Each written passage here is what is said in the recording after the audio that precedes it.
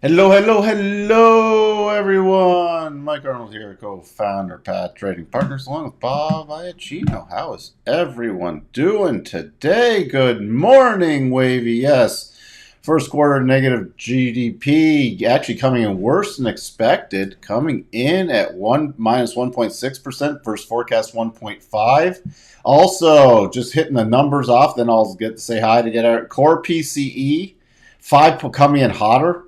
5.2 versus 5.1. Price index coming in hotter, 8.3 versus 8.1. And PCE prices coming in a quarter over quarter for final coming in hotter. But some of these are rear, of course, rear looking. But it coming in hotter and GDP coming in lower. Yuck. Corporate profits down 4.9% actual. Sales down 1.2. Consumer spending dropping from previous. So we got Powell speaking right now. Then the only other stuff we have is oil and gas numbers today. So it's a quiet day after Powell speaking. We had Mester speaking earlier today. We don't have to really touch on the mortgage stuff. It wasn't that big. We saw German inflation numbers. Let me get that. Hey, Christoph. Yeah, German inflation numbers coming in a little better than expected. I was focused on that 8.1 number, and that we got that little pop in the market. But I mean, the inflation's still running pretty hot. But then you get Spain. Thank you for putting this in there, Christoph, coming in at 10%, which is absolutely brutal. And there's the problem. One of the challenges the EU has with trying to manage, things like Italy, Spain versus Germany with their differential bond buying. Oh boy. Belgian, Eric, welcome, welcome, welcome. Belgian, 9.65%. Look at everybody. We got stagflation. We got another wacky trading day, waka waka. Bulls on Twitter having a parade day thinking Powell will slow hikes. I don't think you can slow hikes. I mean, the debate this morning between Mester is it 50 to 75, and it's leaning towards 75. I tweeted something out. I retweeted something about that. Good morning, Wizit. Are we bullish today? Well, I'm playing everything's got to be super short term at this point with quarter end. By the way, speaking of quarter or even the first half, now this is with 2 trading days left, so anything can change. But we are set to post the worst first half return since 1970 and the third worst in S&P's modern era since 1957. So here's the price return index performance first half of each year. Pretty brutal unless something, but even a little rally here you'd have to rip your face off the last couple of days to really change something there. So that's ugly. Also, let's see what else. Good morning, Davey. Good morning, Patrick. I like that irritable Powell syndrome. That made me crack. Mickey 78. Yes, stagflation. US dollar, US dollar, Japanese yen. We'll take a peek at that. Heat map so far this morning. Let me just refresh this. Pretty neutral, except oil stuff still up, trailing stops in oil. Still favoring that 75 basis points, and still remember negative gamma territory, so we can get exaggerated most by the way, Bed Bath & Beyond, super ugly numbers this morning. That was horrible. A downside gap in there. All right. By the way, if you are new here, please do consider subscribing, ringing that bell, hitting the like button. Longer term subscribers, please come back, leave some comments, and like the videos. All right, with that, let's get to the open. I can't go as long today into the open. We had this little breakout pattern. So this is pre-market. This is off the better than expected numbers and then drop back down. So on the open, I'm watching for a potential shake and bake pattern. And that's if we really start getting some momentum above 38.13, but still caught in this roughly overnight range. Why is it a shake and bake pattern? Because it broke out to one side. It's a little less reliable when it is pre-market, and this is on a shorter time frame. But for the little ramp up move here, if it starts breaking down below these lows and it's holding pretty much at the halfway point, which is the first area I could start to watch for a retest of lows, and so far it has not been able to break there. So that's where it sits right now. Minor levels 3808. I'm really using about 3805. Then major levels with the harmonics from these highs to this pausing area, and the cluster with the 50%. So that will be my first major target on a breakdown about 3794.50. We start breaking back up. So far, it is holding this midpoint. So we start breaking back up. There's not a lot of, on the 15-minute, lot of great clear path, but on the 1 hour, we have the clear path back to about 38.58 before 38.58 is the first target. Just jumping around a little here. And that would also, if we start getting above this 38.38 level, it's above the 1 hour rotation zone. So I get minorly bullish into this clear path move up here. Also keep in mind on the 4 hour, right below here, we are into that 4 hour rotation zone. So I'm keeping a very close eye on that. Why is that data like that again? Ugh, this 4 hour data is something's going on with it. But you see, even if we're running back down to this harmonic area right here, the first harmonic area is 37.95. I already talked about the major support if we did sell off 37.79. So that's where we sit. I'm not expecting a market crash going into Q quarter end. Let's see. So that's where it says it's going to be that short little breakout or breakdown move off the open for me again, with it being quarter end for the NASDAQ. And I'll be more keying off the NASDAQ didn't hit this takeout move. I'm watching 11.718, 11.725 area. That's my breakout zone there. And to the downside, we don't have any, these are just horizontal patterns. Downside 11.622. Then we run into right here the harmonic and 11.600 roughly. And then below that, we have the major cluster area, 11.541. So that would be my overall major target on any downside moves. That's what I'm keying off of. And remember, right below that is 62.5. So if we did come down here, but then close below 11.515, then I really shift to bearish mode short term, as I've talked about. To the upside on the breakout play into this little minor clear path move, the breakdown zone 11.791, so essentially 11.800 is anything if we do break above to the upside. Remember, anything can happen with quarter end. That's why I'm, again, this is very tactile trading. The Dow breaking above my key level. We popped above it earlier, came back down, could not get below the midpoint, and rotating back up. So now it's just a re-breakout play on the open only. Into it, you have a pretty substantial clear path move without any pausing areas here. So the run-up area overall on the Dow is back more so to about 31,300 to 31,340. If it can get some momentum, minor area, see, you got that first cross rotation zone, so minor area would be back about 31,183. Again, these still holding up pretty well based off those horrible numbers still coming out, and more so than the GDP out to the PCE, but they are rear looking.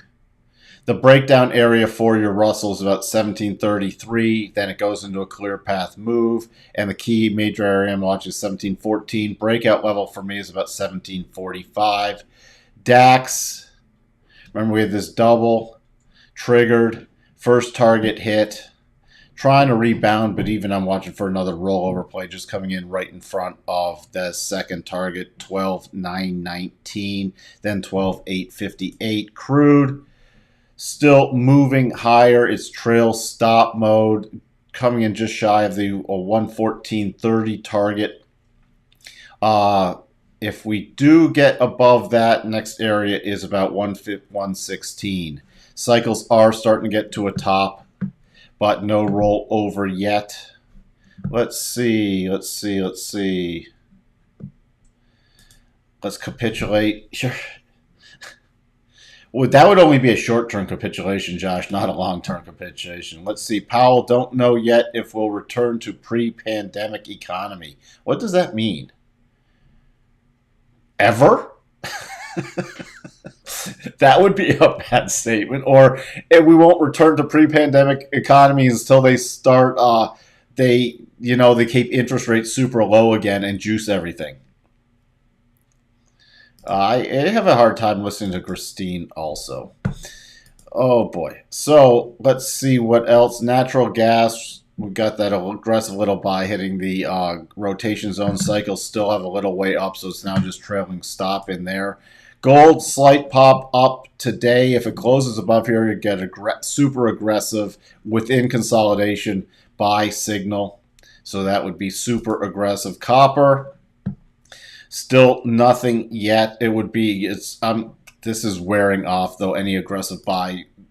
The notes, trying to figure out still the direction. My major support, nothing has changed, 116.07.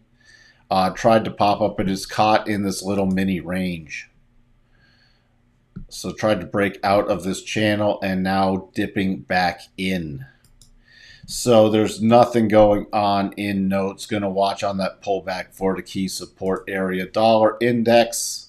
Again, everything seems like it can't decide where it wants to go. Dollar index, 104.50. And then 105.07, still holding the rotation zone off of move up. It's not yet to the area where it invalidates the potential double top. Remember, that's nowhere near triggering yet. VIX, gap up so far. Going to be keying off of that on the open. Support level now coming in about 28.35. Start breaking below that. It'll support the bullish mode. Start breaking above about 29.05. Start supporting the bearish mode. Japanese 10-year still 0.23%, so nothing there. That has, and then you see here the little, yes, this potential double is still in play, but pushing higher. Remember, my next major targets are about 138.35 to 138.82. So, but we do have, as long as this little area holds, we do have the little potential. And remember, potential double tops are not bearish unless they trigger. And we'd have to go to this side, which you still have that now on the daily. Bitcoin trying to desperately hold back onto 20K. But I'm more interested in this after we get the quarter end out of the way. To watch for that. Oh, by the way, Swissy, for anybody watching this, watch the close today. It's at the verge of triggering a pretty substantial double top. But cycles are at the bottom, so this would be a potential entry on a rebound only if it triggers on a daily basis. It's a better trigger, though, if we give it the weekly signal. So, Tokyo's getting cheap. Just check some prices for hotels. Interesting. Who's a walking contradiction? Powell? Are you talking Powell? What else do we have? We got to look at Tesla. Tesla with the layoffs last night. I'm really going to see, again, we don't invalidate the double, which hit the first target until you get a close below about 674. Gap down. I'm watching for the gap play short term this morning. The gap play, just because you had the layoffs, you still have the people going to play this gap for a quick little area. And then pretty significant resistance is 707. If it gets above there, I'm just going to use the harmonics, 723. We break down, start breaking down below 50% from this run up, which is about 690, and this little prior support ledge. Then I will start targeting 675 and then the potential gap fill.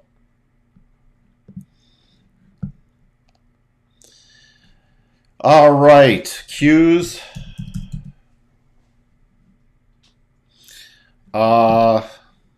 Still, the key level for me in the Qs is 282.90.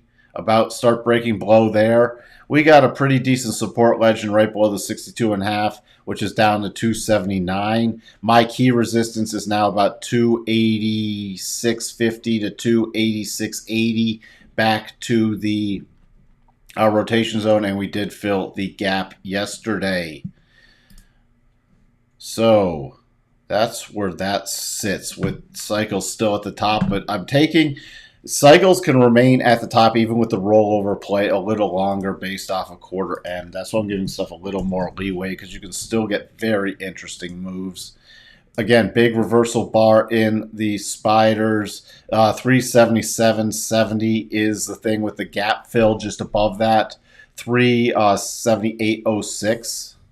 So 377 to 378 is the major support. And then now let me reverse these, because I need to see the major line in the sand for the spiders. The major line in the sand is 373.90, 373.79. So that's where that sits. Let's see. Upstart and Affirm downgraded today. That doesn't surprise me at all. Here was just for grins.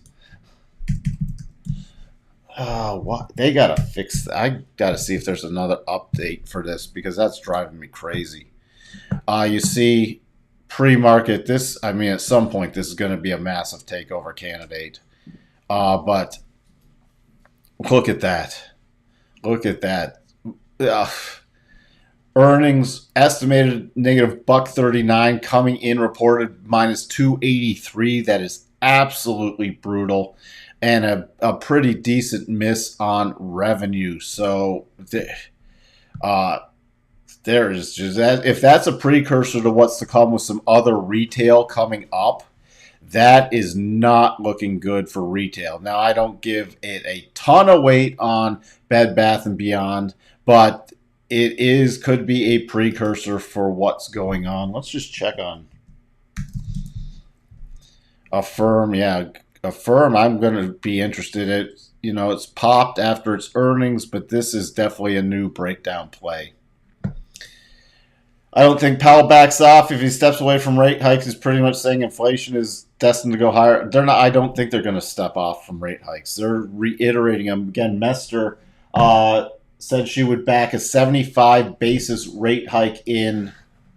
So Mester, was speaking back at 5:30 Central, and she said she'd back 75 basis point at the July meeting, end of July. They're not backing down. They're going to err. Again, I retweeted something else, retweeted that thing, and I actually retweeted it for a reason, because I think they're going to err on the side of they'd rather err on the more aggressive tightening than not at this point.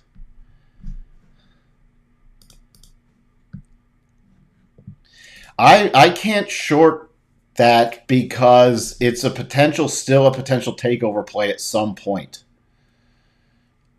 It could go down. I just don't know, and that's where some of these, as they get closer and closer to those lows, if somebody comes in and finds some value in that and wants to do something with reorganize it and